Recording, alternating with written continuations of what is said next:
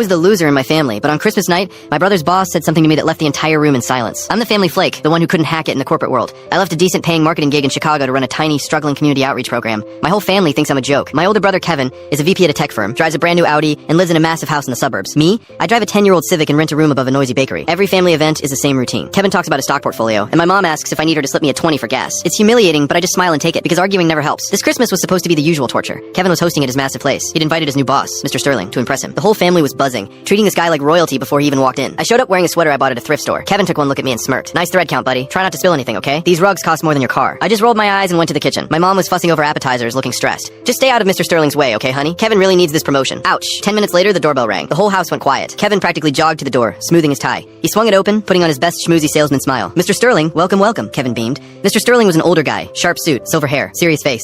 He stepped inside, shaking Kevin's hand politely. But then, his eyes drifted past Kevin. He looked past the expensive artwork, past the catered food, and looked straight into the kitchen, right at me. His serious face dropped. He actually gasped, taking a step backward. Kevin looked confused. Sir, is everything okay? Mr. Sterling didn't answer Kevin. He just started walking toward me, pushing past my mom and her tray of crab puffs. He stopped a few feet away, staring at me like I was a ghost. His hands were actually shaking. Is it really you? He whispered. The room was dead silent. Kevin looked furious. Sir, I apologize. My brother is just... Quiet, Mr. Sterling snapped, not taking his eyes off me. He reached into his wallet and pulled out a faded, crinkled photograph. He held it up. It was a picture of me, standing in front of a rundown apartment building, handing a set of keys to a young, terrified-looking woman, holding a baby. My daughter, Mr. Sterling said, his voice cracking. 5 years ago, she ran away from a very bad situation. She had nothing. No money, nowhere to go. I hired private investigators, spent thousands, and couldn't find her. My dad dropped his drink. The ice clattered on the hardwood floor. She was terrified of me too back then, he continued, wiping a tear from his eye. She thought I'd be angry. She was living in her car in freezing weather with my newborn grandson. I remembered her, Sarah. She was so scared, so tired. She told me later, Mr. Sterling said, looking at the photo, that a guy from a local outreach program found her. He paid for a hotel for a week out of his own pocket. Then he co-signed a lease for a small apartment so she could get back on her feet. He gave her the deposit. He looked at me, tears streaming down his face now. She told me you sold your own car to get the money for that deposit. I swallowed hard. Yeah, I had. It was an old junker anyway, but it was all I had. Because of you, Mr. Sterling said, his voice echoing in the silent house. She had a safe place. She got a job. She reached out to me a year later. We're reconnected now.